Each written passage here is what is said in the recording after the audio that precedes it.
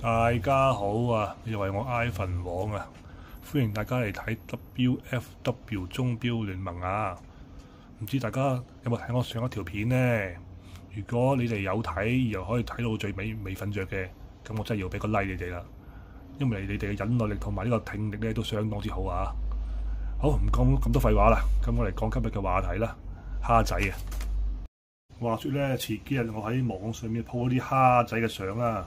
咁就俾啲網友叫我做蝦王。咁其實咧，我同大家澄清翻，我自己一粒蝦丸嚟嘅啫，擁有蝦仔嘅其中一員。咁咧，因為喺我知道嘅玩嘅蝦仔嘅人當中咧，有好多咧擁有20隻啊、30隻啊，甚至去到50、60隻都有嘅。咁喺我眼中，佢哋先叫蝦王咯。而我咧，只係擁有16隻蝦仔啫。OK，咁我俾大家睇睇而家我手上有嘅蝦仔先啦。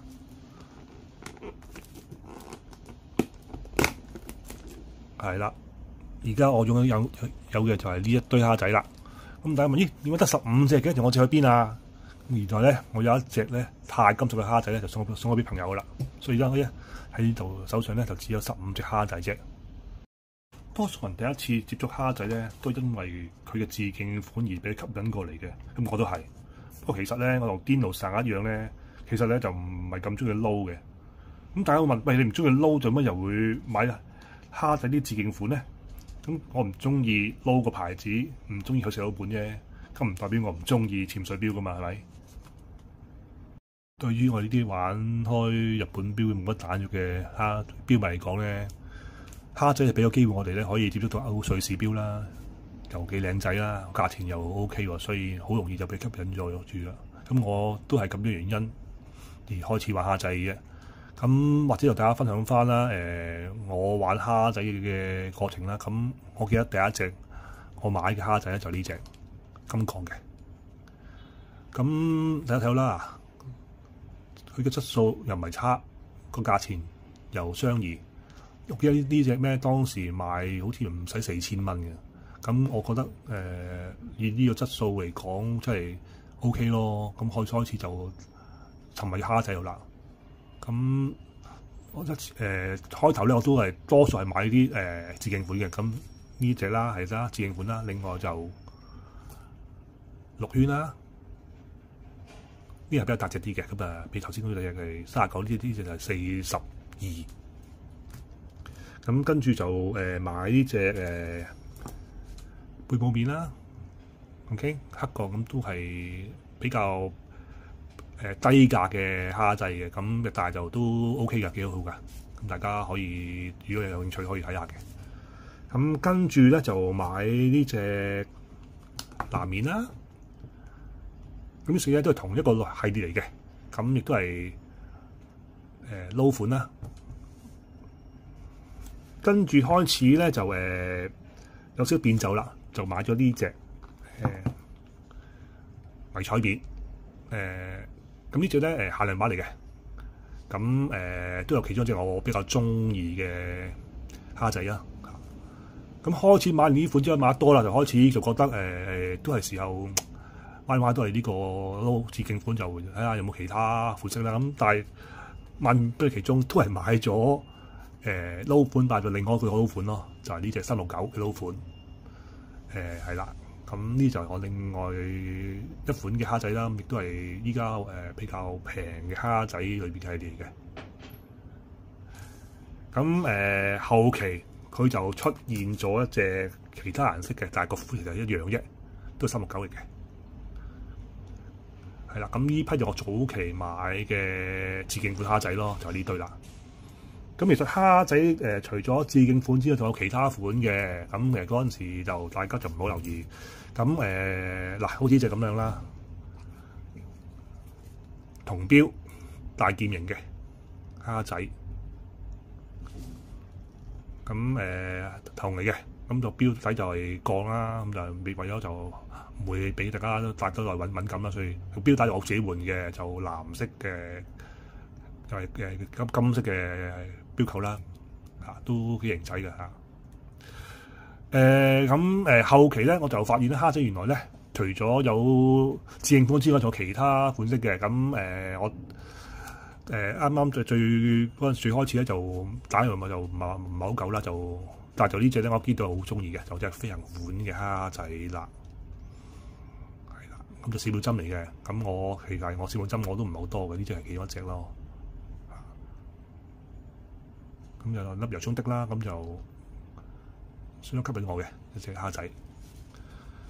咁跟住咧，我哋發現咧，原來啲蝦仔咧有呢個靚肌肉限量版嘅喎，原來。咁咧，我嗰陣時就突然間就比較貴少少啦，就呢隻限量版嚟嘅，就一見到就好中意，咁啊叫阿 Wing 就幫我喺外國訂翻嚟啦。咁就睇喺標面好似冇特別咯，但係你睇下標睇先，睇下係啦，呢隻手上鏈嘅蝦仔就限量版嚟嘅，而家應該都冇㗎啦呢隻。咁就而家就係剩翻，可能剩翻個呢隻標心機我有嘅，但係如果呢個標面黑色就冇啦，就而家就得翻好似得金色標面嗰隻嘅啫，白色都賣晒啦。咁呢隻咧就係我隻好中意嘅蝦仔軍標啦。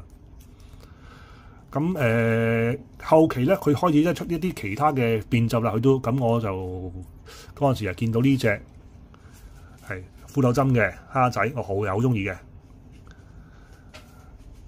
呢個白面啦，黑白圈啦，金鋼啦嘅標帶啦，個扣都好靚嘅。呢隻咧嗰陣時咧，我都考慮一陣，因為呢隻咧比較喺其他嗰啲蝦仔咧係叫做高階少少嘅蝦仔，個機身唔同嘅。平時下面嗰啲自認款係 SW200，咁呢隻就 SW300以上嘅型號嚟嘅。咁個機芯，咁個底係透底嘅呢啲，大家可能睇到底啦，係透底嘅，咁妥啊幾靚金色妥，咁啊係啦。咁啊除咗呢隻白色之外，跟住佢後期咧出一隻就係呢隻藍面灰藍圈嘅。咁我呢個係第一代，所以厚啲。而家新嗰代咧係薄啲嘅嗰個機身，嗰個標殼個標殼係薄啲嘅。咁呢個都係啦，啲帶其實咧你唔好睇我啲標帶，其實我好多已經換咗標帶，因為我唔係咁中意帶鋼帶，所以好多標我都換咗做膠帶。咁呢啲標原本係一個鋼帶嚟嘅。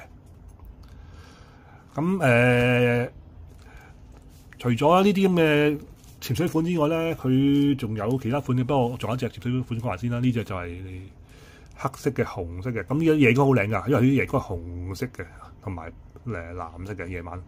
咁呢隻碳纖殼嚟嘅，你睇個殼係一橫橫喎，咁可能慢睇少少，知道睇唔到啦，一橫橫嘅。咁呢隻都係我其中一隻好中意嘅蝦仔。咁除咗佢呢啲潛水款之外咧，佢仲有一隻叫做係咪叫做海神啊？定我唔記得咗啦。咁佢呢就係綠色嘅蝦仔，咁嗰條皮帶原裝嘅，係我好中意嘅，佢俾咗條標帶啦。